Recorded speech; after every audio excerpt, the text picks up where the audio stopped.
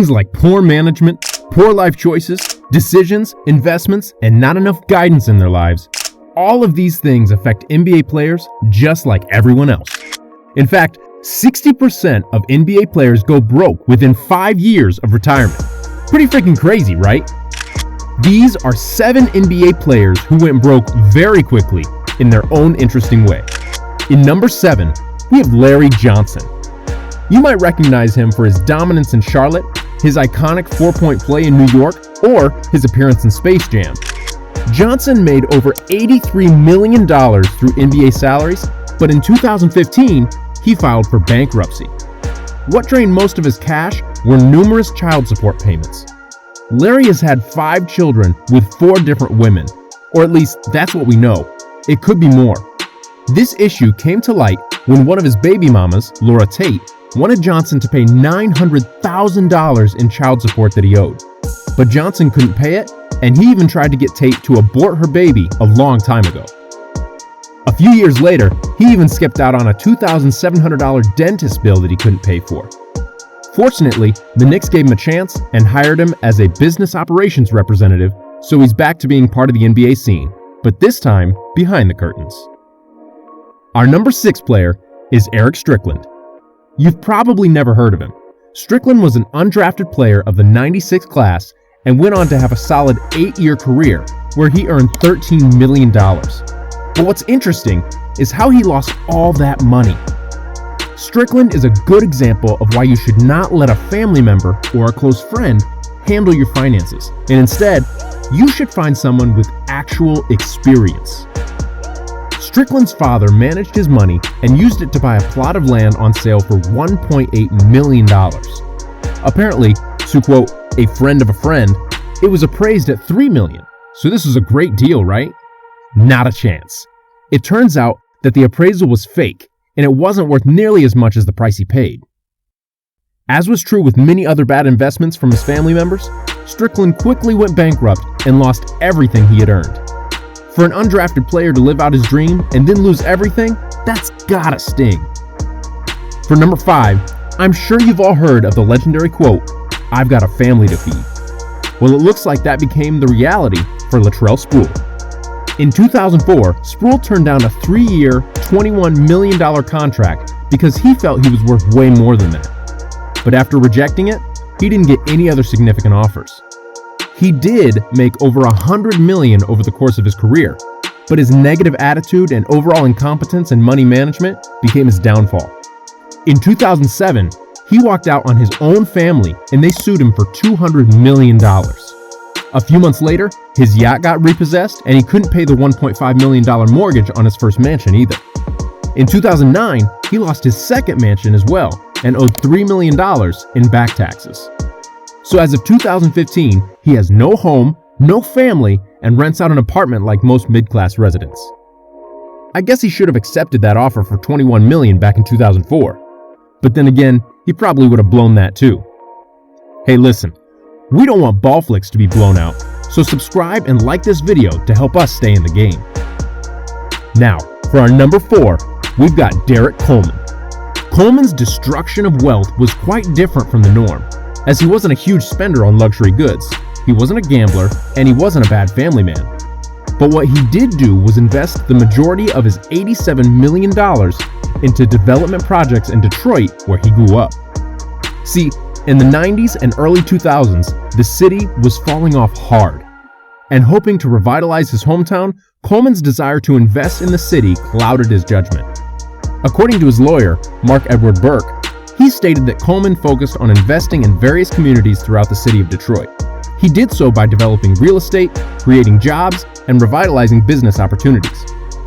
But around the time of the 2008 recession, due to the state of the economy and the decline in the real estate market, Coleman couldn't sustain his investments. Some of those investments included Hilton hotels and fast food chains, but he just couldn't capitalize on those, as it was a hard time for the entire country and people weren't moving to Detroit as quickly as he hoped. While most of his wealth has vanished, Coleman still lives in Detroit, not living a luxurious life, but still content with what he's learned and what he's lost. Number 3, Dennis Rodman. Since Rodman's career was in the 80s and 90s, The salary back then wasn't as high, but he still managed to make $27 million. That was a lot back then. I mean, it's still a lot today, but players of his caliber make way more nowadays. His loss of wealth wasn't anything strange. It was the usual things: child support, luxury spending, partying, and living a lavish lifestyle. But on top of all that, he got scammed. You guys know of Peggy Fulford? She was a close friend of Rodman, who managed to build a sports management business with him and many others as clients, including other NBA and NFL players. She posed as a financial advisor, and eventually, Peggy was given control of Rodman's bank account. Basically, she was at the center of a massive scandal, at one point controlling 85 different bank accounts of famous athletes and celebrities. She would move money from one account to another, make herself rich, and spend cash liberally. She was laundering millions through fake shell companies, but was eventually caught and sentenced to 10 years in prison. Rodman was one of the unfortunate victims and lost millions. It also doesn't help that he was involved in various crimes in recent years. DUI arrests, assault, and theft were only a few of his issues. Number 2. Scottie Pippen. Pippen did not go completely broke, but he still lost the majority of his NBA earnings in various ways. One time, he purchased a $4 million jet that didn't work because he forgot to get someone to inspect it. Another time, he sued his own management firm, claiming that his losses from bad real estate investments were entirely their fault and not his own. This included a $3 million investment in Chicago, where Pippen lost most of that initial cash. For a guy as talented and well-known as Pippen, you'd expect him to be relaxing and basking in his riches. But instead, due to his enormous losses, he had to accept a job at ESPN as an analyst. Now, he has to continue working despite most of his peers already being retired. It's great to see him there, to get his perspective on the 90s and playing with MJ, but it's not something he really wanted to do, especially in his 50s.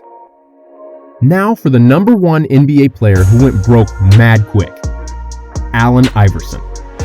Iverson made about $250 million in his NBA career, with his salary and off-court endorsements combined. He completely breezed through that money.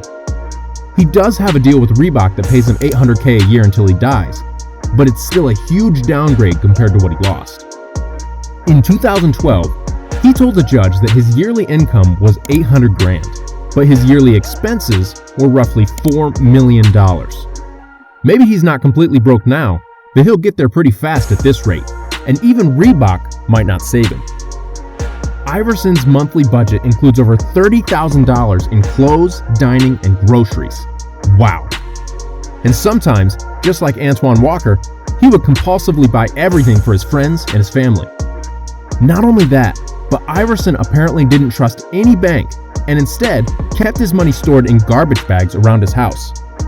This led to numerous robbery attempts, and Iverson himself stated that he didn't keep track of his finances, so he wasn't even sure if money got stolen. During his prime, Iverson turned it up to 11 and was always infamous for his ridiculous spending habits. According to Matt Barnes, he would drop $30 to $40K at strip clubs every weekend. One time, he even forgot where he parked his car, so instead of looking for it, he just bought a new one. Come on, man. Well, that's all, folks. Despite having loads of dough, some guys, even pros, can't hang on to the majority of their wealth. But did you know that there are NBA players who spend even more than this and still have cash to spare? Yeah, these are how some NBA legends spend their millions. What are you waiting for? Go check it out.